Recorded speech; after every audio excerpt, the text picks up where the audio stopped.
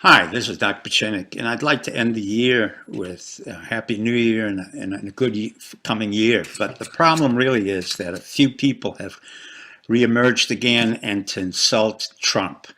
One of course, the most important one is the reject psychiatrist from Yale, Bandy Lee, who claims that he's a narcissist, self-destructive, and blah, blah, blah. She should have had her license taken away. The APA should convict her of, really it's a felony what she's doing because she's never met the president, doesn't know anything about the president.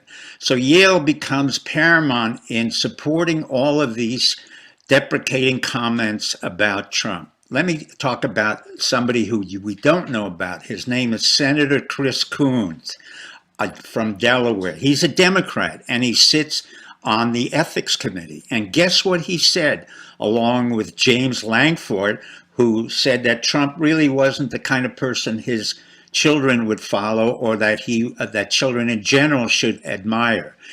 Both these gentlemen attend the Wednesday morning Christian prayer sessions. I don't have a problem with Christianity, and I particularly don't have a problem with Baptists because I happen to like them. I'm an admirer of Adrian Rogers, who was one of the great leaders of the Baptist Church. But I am disgusted with the self-aggrandizing hypocrisy of Coons and Langford. And let me explain why. Coon is a Democrat who was appointed by Biden and a senator from Delaware. And he represents none other than the most lethal, deadly, disgusting, corrupt company in the United States, and that's DuPont.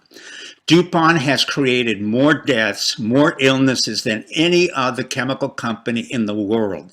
Right now, they paid over $680 million to West Virginia for having poisoned their water, $13 million to other states for having poisoned our water.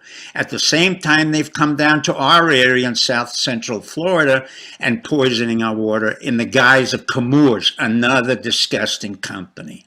But let's talk about Jess Langford, who also, Jack Langford, who claims that he's nothing but a holy man and a self-righteous Baptist, and he prays for the spirits of other people. But at the same time, he said, you know, Trump is not the kind of president that we should have. He's not the kind of president our kids should admire. Well, let's understand how this holy, self-righteous person came to power.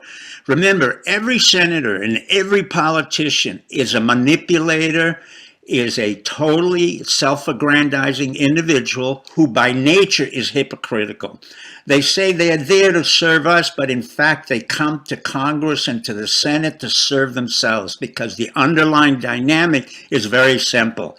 I'm important. I can do this for you. I can do that for you.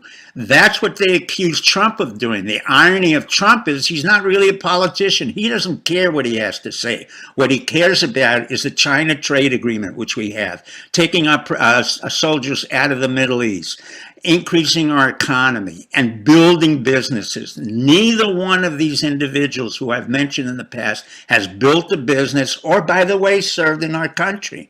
They've never served in our military. Coons and Langford have never served in our military, but Coons went to Amherst and Williams, and guess where? Yale, once again. So we have the deity from Yale. We have a master's degree from Yale. We have Jerry Post from Yale.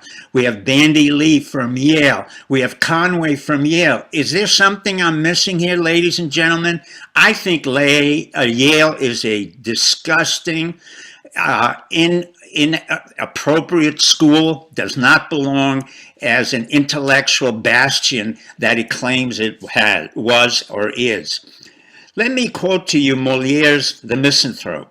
And he said very clearly, he who loves all of mankind loves no man. And on that note, I wish you a happy year.